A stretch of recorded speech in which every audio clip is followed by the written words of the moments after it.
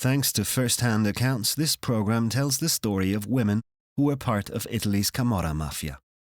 Some chose to collaborate and are now protected in secret locations. Other women opted not to collaborate with the state and are currently serving their full sentences in jail. Some days I made lots of money, and on others none. On average, I made 15 to 20,000 euro net a week.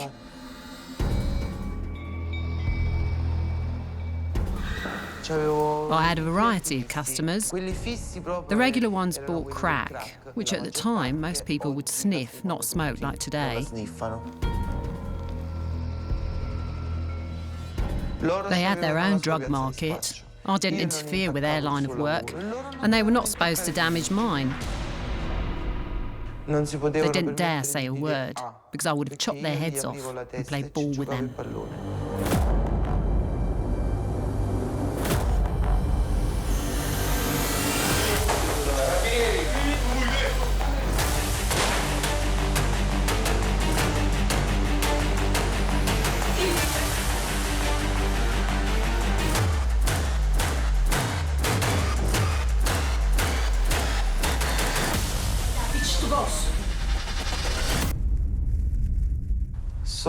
I'm Laura Longobardi. I was a member of the Camorra. Today I'm a cooperating witness.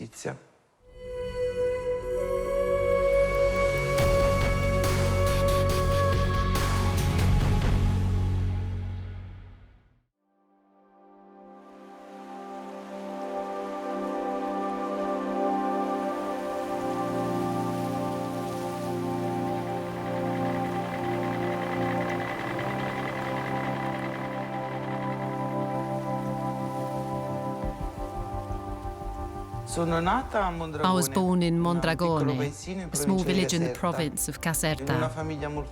I come from a very humble family background. My father was a farmer, and so was my mother.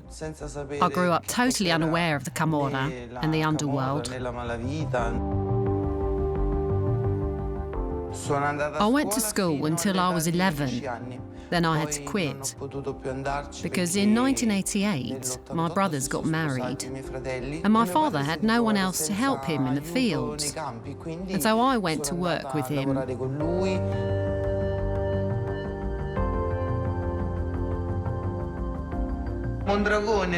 When I was a child, Mondragone was a nice little town, and it still is. There's a lot of tourism there. Mondragone is a very small town, and in a way, we're all somehow related to one another. Mondragone is beautiful. It's really nice. But back then, Mondragone was not just a nice little town.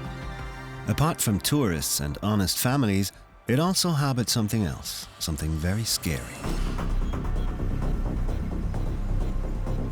In the 1980s, Mondragone was a difficult town. The La Torre clan, with its bloodthirsty boss, Augusto La Torre, was in its full splendor.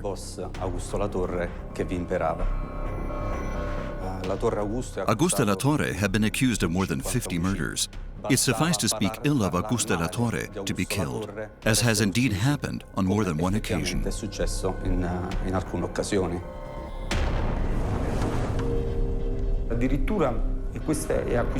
As was accounted for in the verdict and in the investigation reports as well, he used to butcher his victims. He butchered them with gunshots. His killers would fire these rounds of bullets against the victims so that their bodies looked butchered. They were dismembered.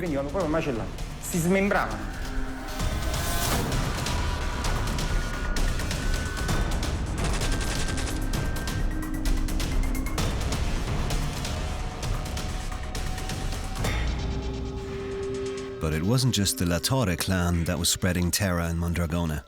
A few miles away lay the realm of the Casalesi.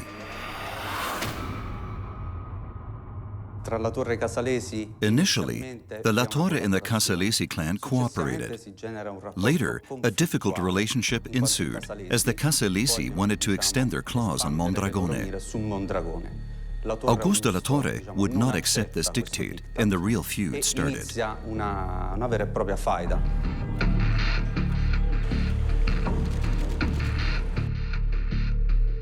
Laura never even seemed to notice all that violence. Her teenage thoughts were somewhere else.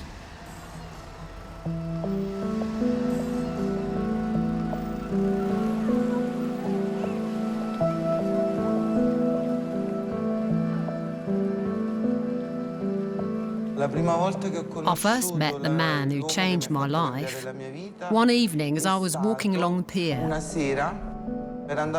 He was handsome. He was the perfect man for me. After a while, little by little, we got engaged and we fell madly in love with each other. Her world was very different to the one Antonio lived in. She came from a farmer's world. Her parents had taught her how to work the land. They had taught her true values.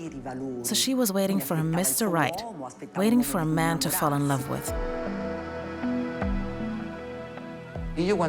When I was with him, there could have been 10,000 storms. I always felt calm.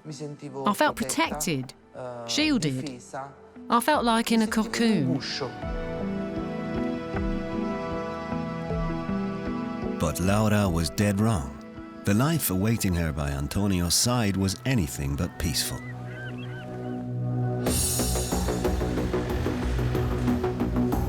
Antonio de Lucia, despite coming from a normal family background, started breaking the law in the 90s. insomma, inizia a delinquere.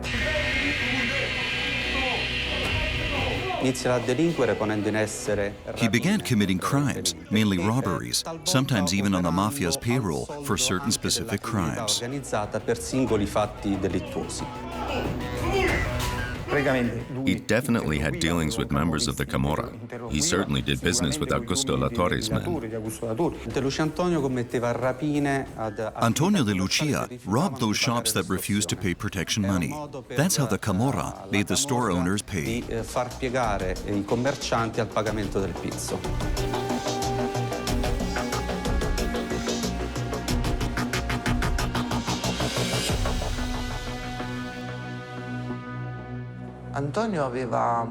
Antonio had 2, maybe even 3 personalities.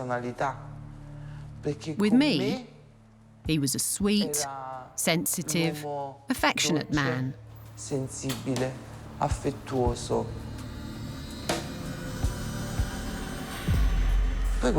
When I wasn't there, he was another person. He turned evil. An evil man who did business with the Camorra. A man who had no scruples at all. And I had no idea about it. She was clearly fascinated by this man. But she didn't understand, she couldn't quite admit to herself. She couldn't realize at that time that this man was different.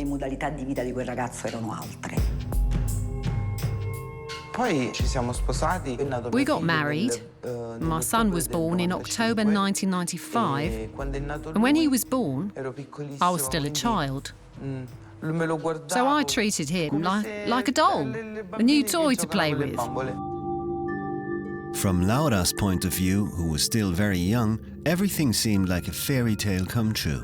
Until something happened that broke the spell. My son was born on October 22nd, 1995. And 1 year later, on October the 7th, 1996, my husband Antonio got up one morning and left. I didn't see him again. I only knew with whom he left. And I'm not going to tell you what I called her, because it was quite offensive.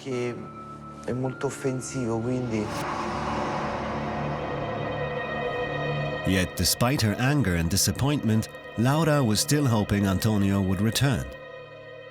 Her hope wasn't going to last for long.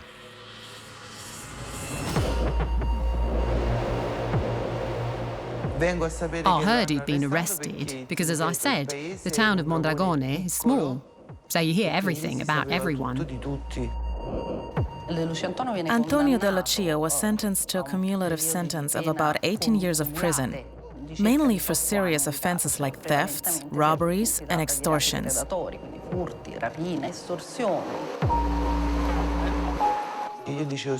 The only thing I said was that it was a good thing he got arrested, but a part of me was suffering so much.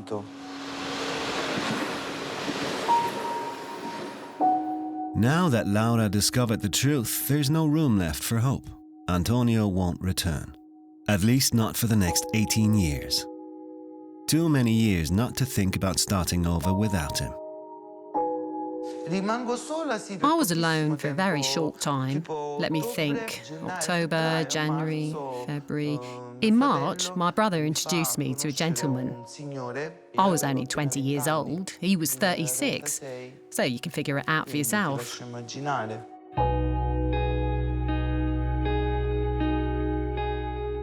My family made it very clear to me that I had to live with this man or else I'd be fooled around with. Especially being so young and with the little child, I'd be an easy target. It was obvious that her cultural background would not accept a single mother, even if she worked, even if she was able to sustain herself. At first, he gave the impression of being a tower of strength. So all my mother could think about was that since he had a permanent job, I would have everything I needed. Parents always want the best for their children, not the worst. But what she didn't know was that she was entrusting a sheep to a wolf.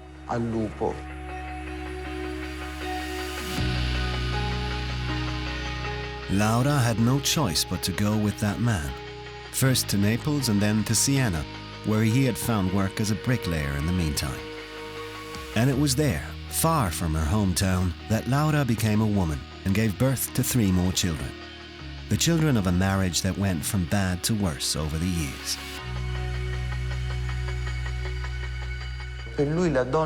For him, a woman was not someone close to him, but a servant. Someone who kept the house clean and tidy, gave birth to his children like a whelping bitch, prepared the food for him and was at his service, waiting on him hand and foot.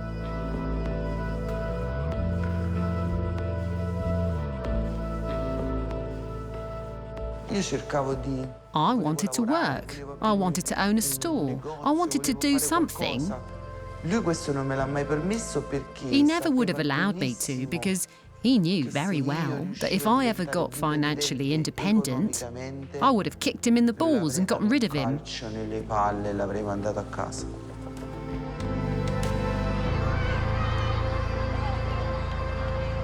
The only leisure time that Laura was able to enjoy during those difficult years was her friendship with a woman whom she'd met by chance.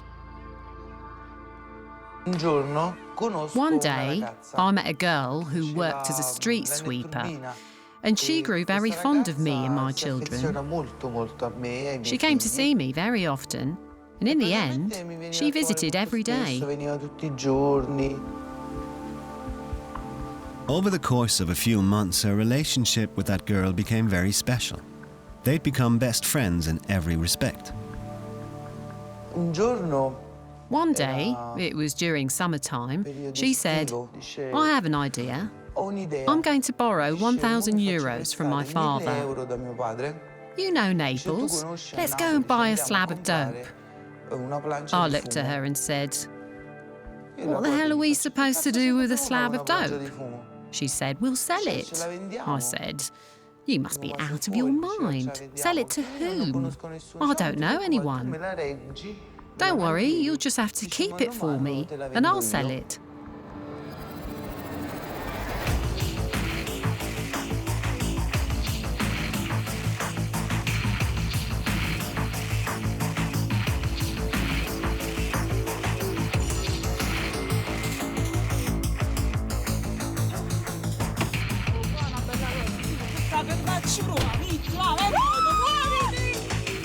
We looked like the female version of Bonnie and Clyde, the two of us.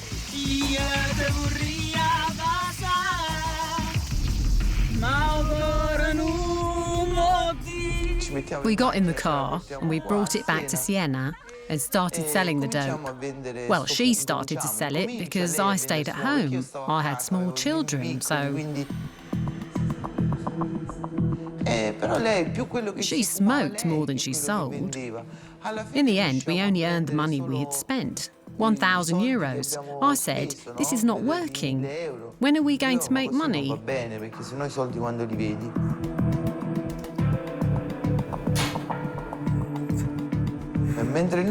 While we were talking, Eugenio walked in and said, "What are you talking about? Where did all this money come from?" I told him and he said, "Well, give me the money and I'll take care of it." From that moment on, Eugenio began dealing in Siena.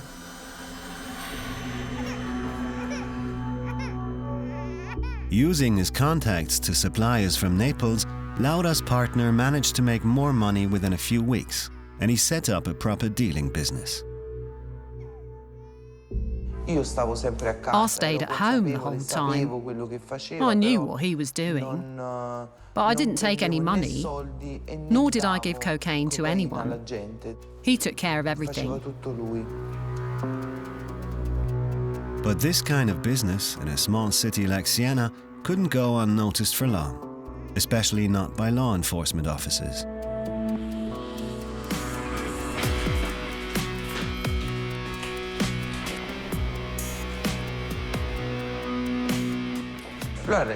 He was arrested and taken to the barracks in Poggibonsi. I hired a good lawyer from Siena who got him out within 3 days under conditions of house arrest. His sentence was reduced to 3 months. I also got convicted, and I hadn't done anything. For Laura, this episode was the straw that broke the camel's back. This life, alongside a man she didn't love, had lasted for too long. I couldn't take it anymore. We argued for the umpteenth time. I decided to leave, and I went back to Mondragone.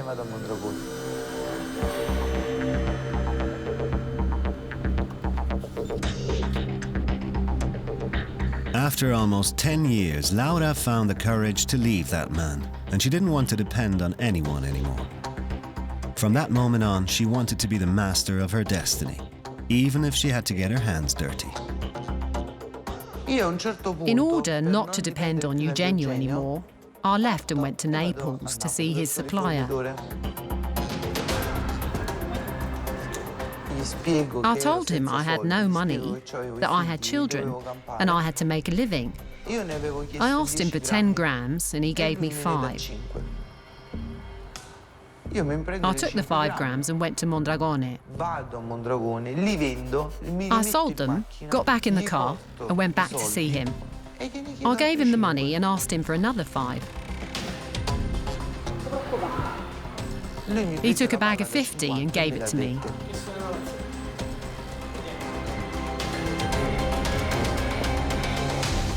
In 2 days, I sold 50 grams of cocaine and I brought him the money. In short, I earned him more money than Eugenio ever did.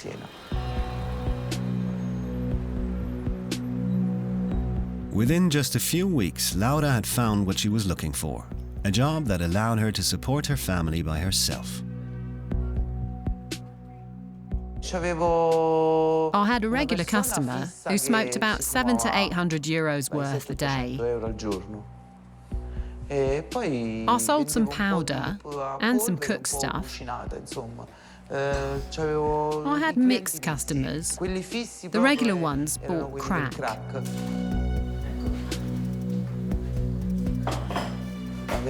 That way, I made more money. Crack was more expensive than cocaine. Nowadays, people smoke it. They don't sniff it like they used to. Crack was very popular in Mondragone around 2010. Crack is crushed cocaine if properly processed.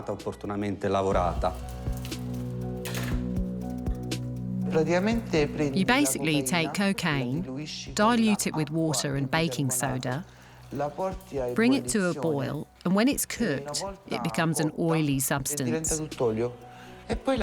You gradually let it cool down in cold water until it turns into a stone.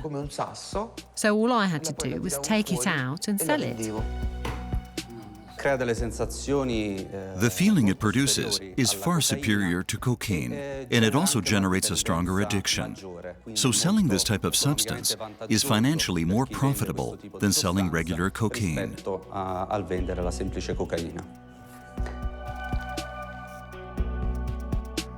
1 gram of powder sells for €100 at the most, while crack is €150 a gram. Some days I made a lot of money, some days I made none. On average, I made 15 to 20,000 euros net a week.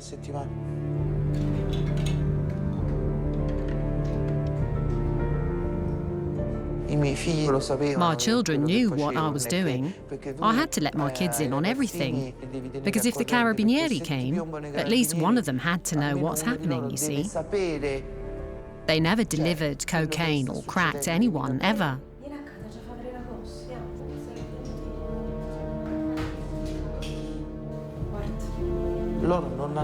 But I used to tell them, I won't be here for half a day. Here's the stuff. If the carabinieri walk in here, just throw everything away.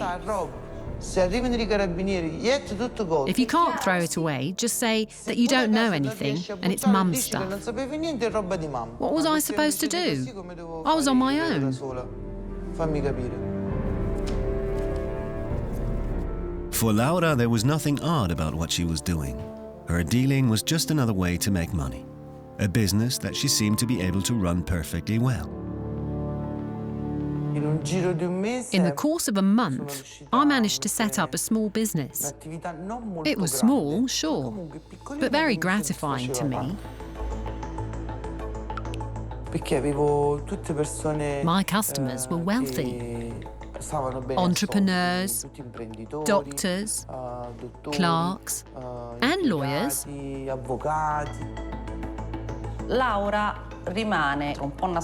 Laura's activity was somewhat concealed. She was dealing inside her home, and it was very profitable because she was careful enough not to deal with petty customers, but with a clientele of wealthy people.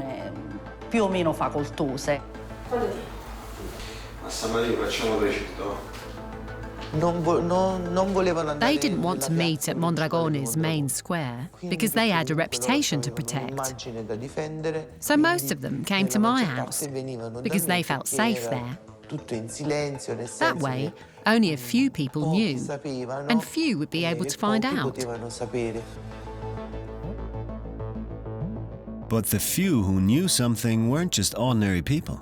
Those few were the members of the Mondragone clan.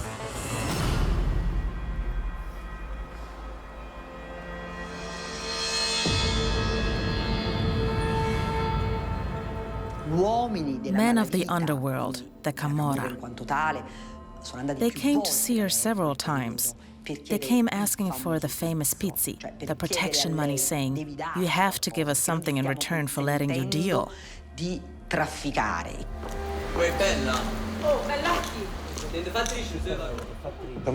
I don't care. That's what I replied. I don't care. They asked me why, and I said, "Are you going to raise my children?" They wouldn't have dared to say anything. I would have chopped their heads off and played ball with them. They had their own drug market. I didn't interfere with their job, and they were not supposed to damage mine.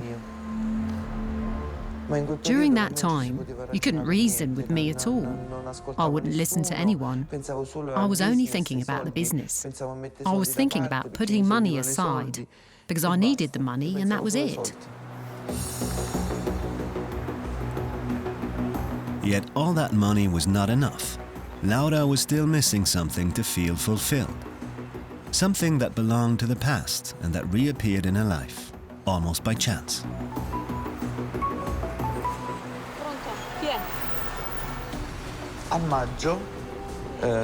In May, my cocaine supplier asked me to cash a cheque for him.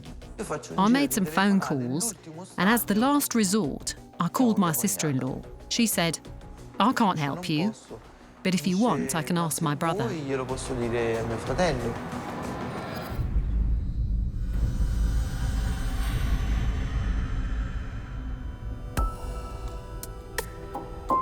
Laura learned that Antonio, her ex-husband, had done his time.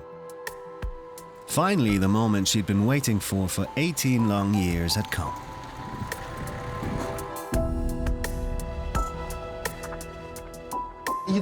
I offered a handshake, and he grabbed my hand, pulled me towards him, and kissed me on the cheeks.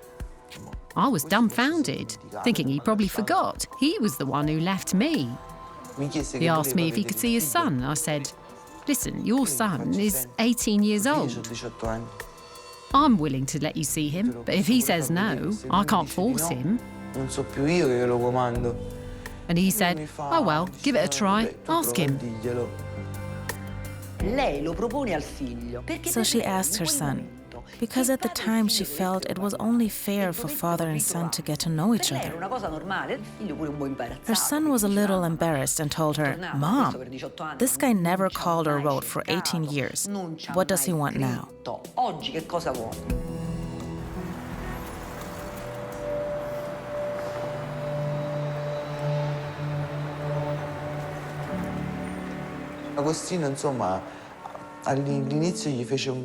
My son Agostino asked him a lot of questions like, "Why did you abandon me? Why did you never ask how I was doing?" He asked many things, but he got no answers. Then I heard them talking about these things and I asked him, "Since your son is asking you, I'm asking you too. Why did you leave us? Why didn't you ask about us? Why didn't you get in touch?" And his answer was that he had believed we were doing fine, that I was happy with Eugenio. He hadn't known what we were going through with that man. He'd had no idea.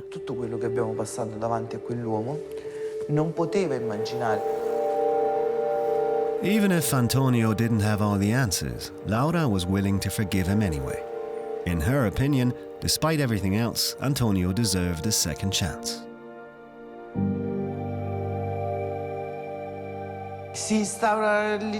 In the beginning, they had a friendly relationship. They met a couple of times. He was trying to relate. I didn't understand a thing, or I pretended not to.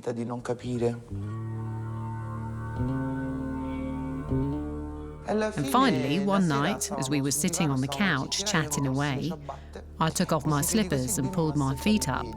And he started rubbing my feet. He said, "If I asked you for something, would you do it?" I thought he wanted a coffee, but he said, "Would you give me a kiss?" And that's when the flame rekindled. It actually never went out completely. It was very wonderful. It was like a fairy tale.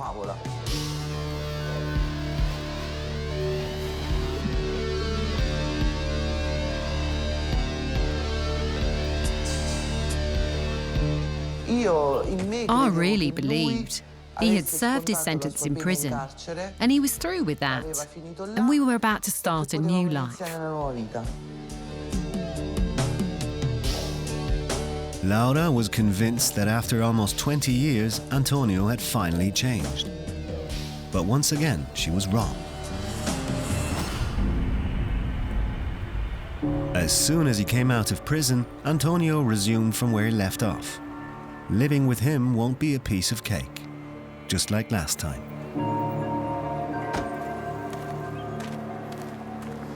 At that time, Giuseppe De Filippis ruled Mondragone. He went by the name of the Chinese. He ran both the drug dealing and the extortions on the Domitian coast.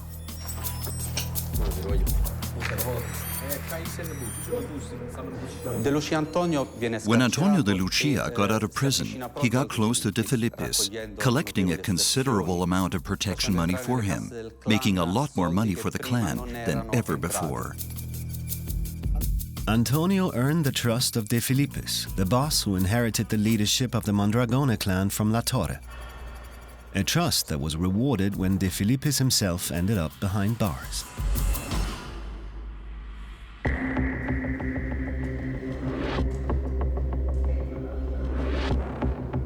De Filippis chose Antonio to replace him to lead the clan during his imprisonment.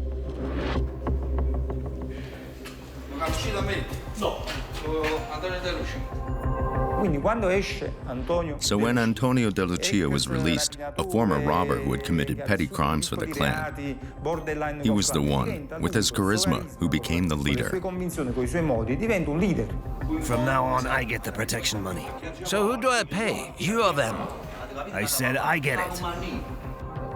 Antonio became the new boss of the Mondragone clan.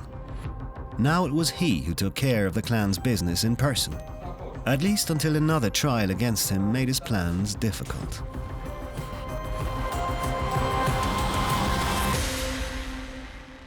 At the very moment when he had to assert himself in the territory, he was unable to be there because he was put under house arrest. For this reason, he had to rely on trustworthy people to collect protection money and manage the drug market. And those people could be none other than Laura and her son Agostino, the very people who had welcomed him back despite their long and painful separation. So from that moment on, they took over an active part in the management of the clan. They personally took care of collecting the protection money, carrying out acts of intimidation against entrepreneurs who refused to pay for protection. Within a few months, Laura and Agostino became the best collaborators of the boss. It was to them that Antonio De Lucia entrusted all of his businesses, even the most complicated ones.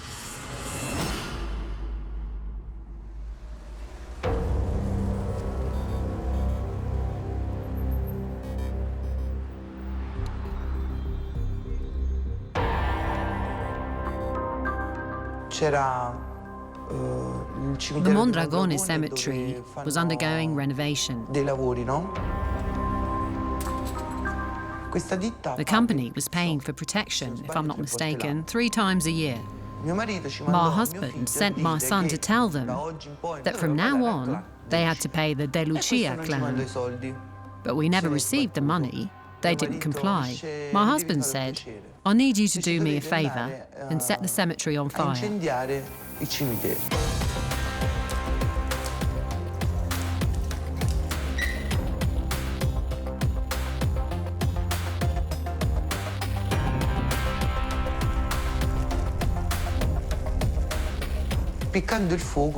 When the fire started, they lost everything.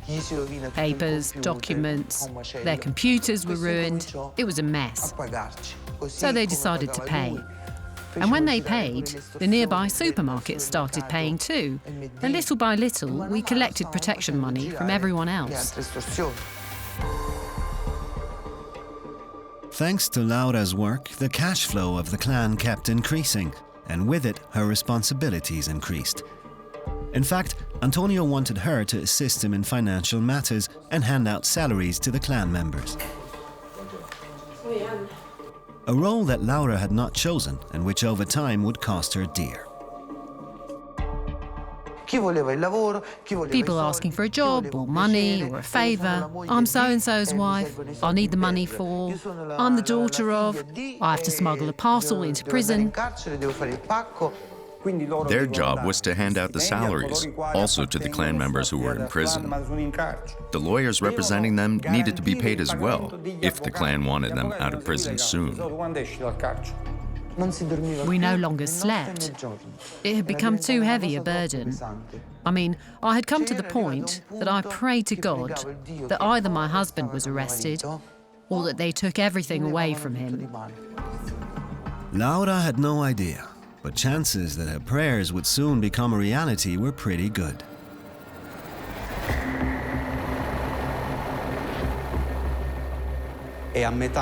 By tracking and monitoring a few clan members, including Giuseppe De Filippis, the role of Antonio De Lucia came to light in the summer of 2014.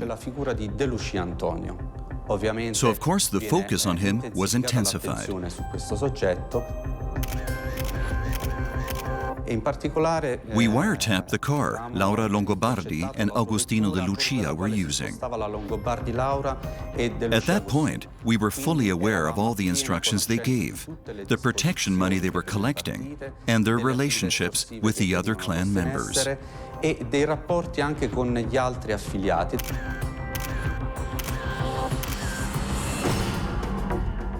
But the hassle the police was giving him was the least of Antonio's concerns at that moment. The hassle that really worried him was the one beginning to spread within the clan. The other Mondragone families wouldn't tolerate his leadership because Antonio De Lucia didn't come from a Camorra family. Moreover, the scarcity of the clan's financial resources during that time caused discontent among the various families and sharpened the sense of intolerance towards him. He always felt that he was putting both his life and mine at risk because there was always someone who wanted to kill him, and he never left the house unarmed. He used to turn around 10,000 times to check if there was someone following us, and he wasn't worried about the Carabinieri, but about the other clans. The Mondragone families were on the warpath.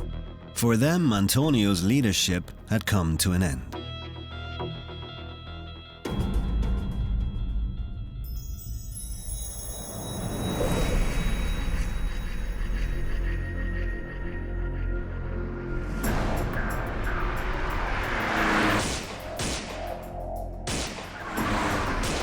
The Fragnoli and the Pagliuca organized the raid. They shot 7 to 8 bullets through their window. Laura Longobardi was afraid. Her children were there too. They threw themselves to the ground, but he remained calm and easy. He showed no reaction whatsoever. He said, "So you shot through my window. You missed your target. So who cares?" Antonio wasn't going to be intimidated. He was ready to accept the challenge and to go to war against the other clan families. A war which fortunately could be averted in the only way possible.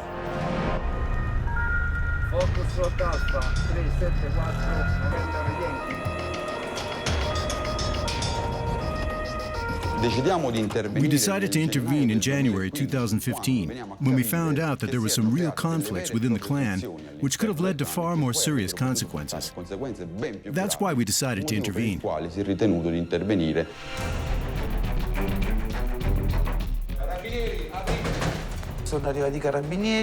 Carabinieri arrived. My husband saw them and hid in the shower, which he had previously prepared. It was like a bunker we had built inside the house. Once inside the house, however, something strange happened. We couldn't find Antonio De Lucia, which seemed impossible to us. We'd been sure he was inside that house. We went on to check the apartments next door to De Lucia's. We even checked the rooftops. Finally, we came across something strange inside the bathroom of Antonio De Lucia's apartment. Antonio De Lucia had actually carved out a hiding place, and that's where we found him.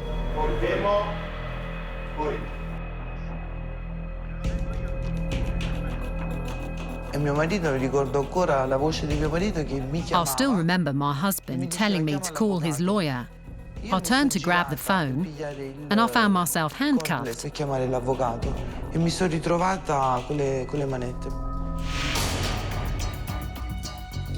I froze, and I was dumbfounded. They're arresting me too. Why? I just couldn't understand it. It was kind of odd. It was almost as if she had no notion of any kind. She just didn't realize she had been committing crimes.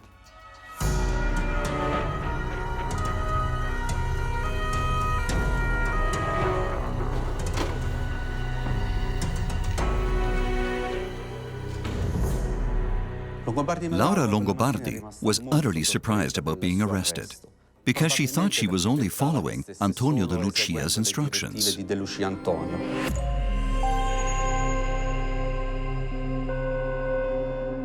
She went out asking for protection money, she set fire to machinery, she did everything that had to be done. But she didn't do it as part of the group, but as her husband's right-hand person. She wanted to do her husband a favor. But she won't be able to be with her husband anymore. And she will no longer be with her son Agostino, who was arrested too. For the first time, Laura is alone.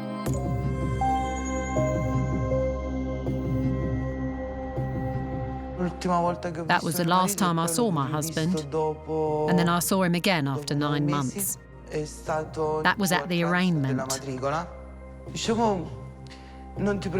My love, don't worry, he said. It will all pass. And that's when the ordeal started. A real ordeal. And it's not over yet. When it started, I saw my whole life pass before my eyes. I had gotten back together with my past love, and I had lost him once again. I was losing my son, locked away inside 4 walls. And right then I realised that my place was not there. At that point, Laura knew that the only choice she had left was to cooperate with law enforcement. A choice that once again she wanted to make together with Antonio.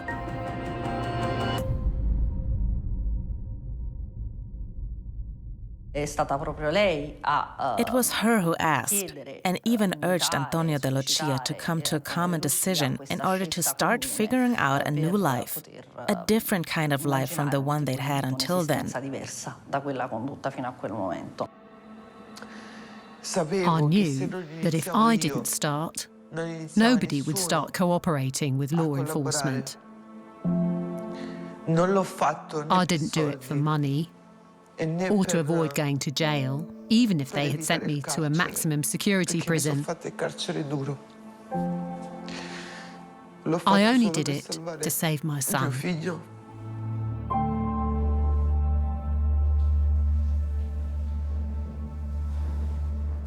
When I met her for the first time, I found a very damaged person. On the one hand, she was apparently inclined to change her life and report everything she had done. But on the other hand, she was a person who was quite unaware of the criminal seriousness of her actions. But after our first interview, she began to assume a higher degree of awareness.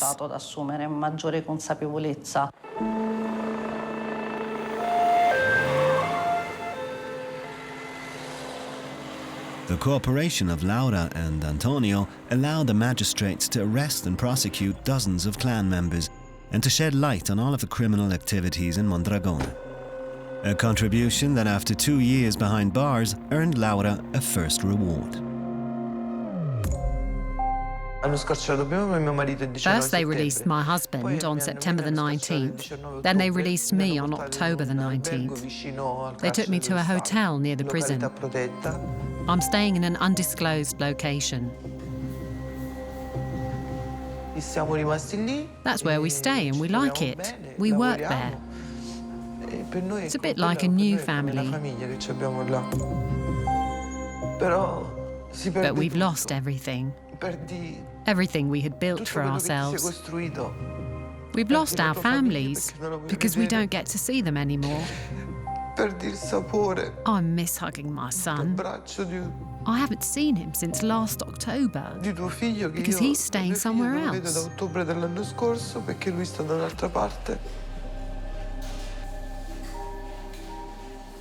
Children get a second chance too. All I want is a second chance.